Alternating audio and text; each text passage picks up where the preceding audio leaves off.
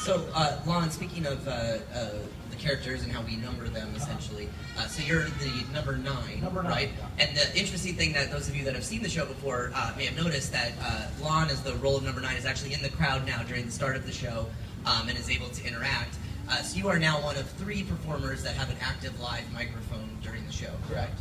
And can you tell us a little bit about that and maybe your process of picking that role up?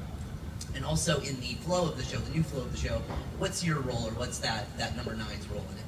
Well, what's really unique about what we started to do here is to try and create, bringing you folks more into the show. And by doing that, we brought the show out to you. So in creating a character who's kind of in charge of the atoll and is making you, whether you realize it or not, refugees here, who we welcome here, who we bring in here, who we, in our pre-show, we train, we kind of assimilate you into this.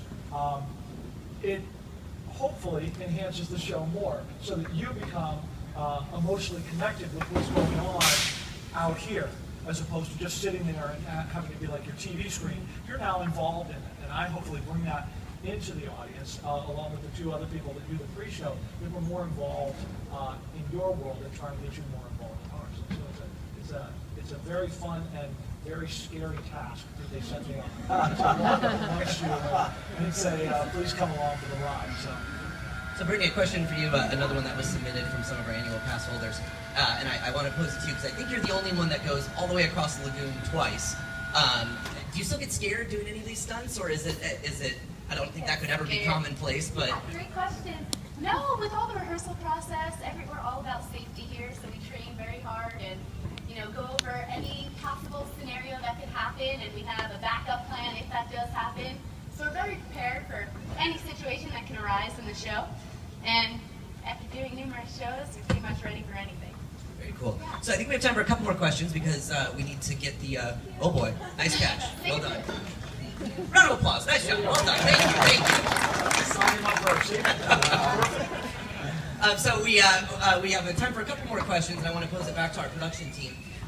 In my opinion, one of the coolest things, and when I very first heard about it, I was like, that is going to be incredible, is this new high fall here that happens right in front of the audience. So it's an ability to get a stunt right in front of it. Could you talk to us, a little bit about what needed to happen in order to make that stunt occur? And also the question that we get, and it's also one of the ones raised by our annual pass holders, how deep is the pool? I'll take the first question. I'll let Suzanne answer the math question. I pose that because they're sort of connected slightly. Good. So who noticed the new high fall that happened right over here? Pretty cool, right?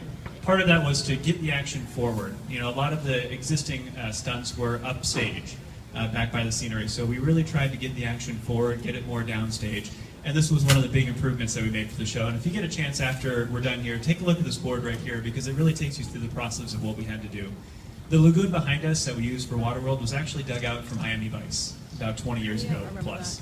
So we haven't touched that lagoon for the better part of 19 years because only a little bit of work was done to get it from Miami Vice to WaterWorld. So the feat of going and actually digging a pool within the pool took some time, engineering, effort, fabrication. And as you can see, what we did right here, and you can see it once you get closer to the lagoon, is we dug out about 12 feet down, 10 by 20 foot lagoon within the lagoon. So really we put a swimming pool within the swimming pool.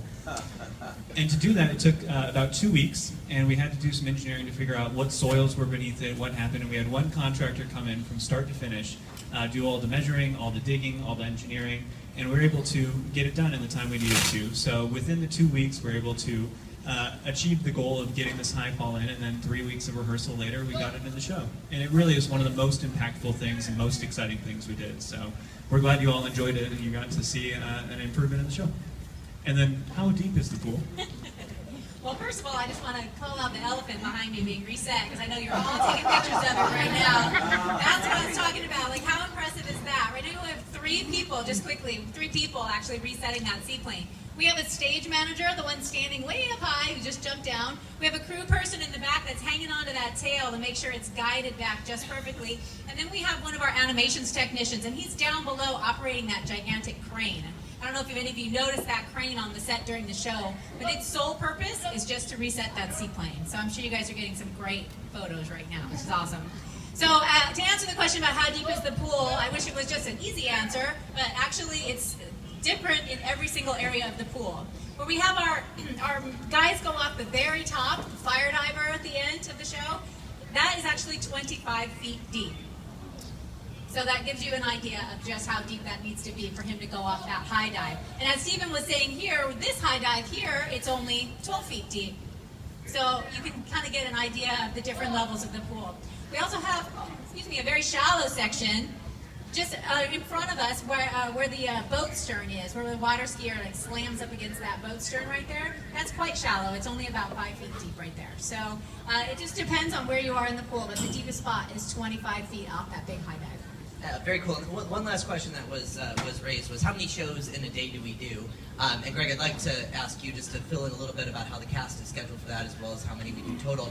But I do want to just real quick, if I could, Suzanne pointed out some of our crew that's up there, the stage managers. We have some other gentlemen up in the booth up there, a whole other set of crew working behind the scenes. So if we could, just a big round of applause for the team today.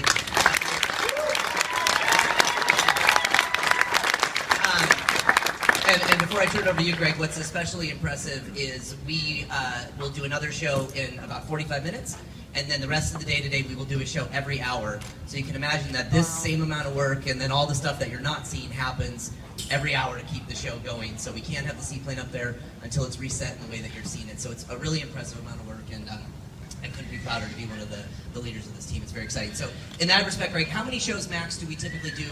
And then the cast, how is that broken up? Sure. It's varied over the years. It's generally locked into some sort of an equation of how many people in the park. This is a very large attraction. They all obviously want to see it, have as many people see it as possible. So the park is very audience-centered. We do anywhere from 2 shows during the off-peak season when there are very few people in the park, and then we have done as many as 14 shows in a single day.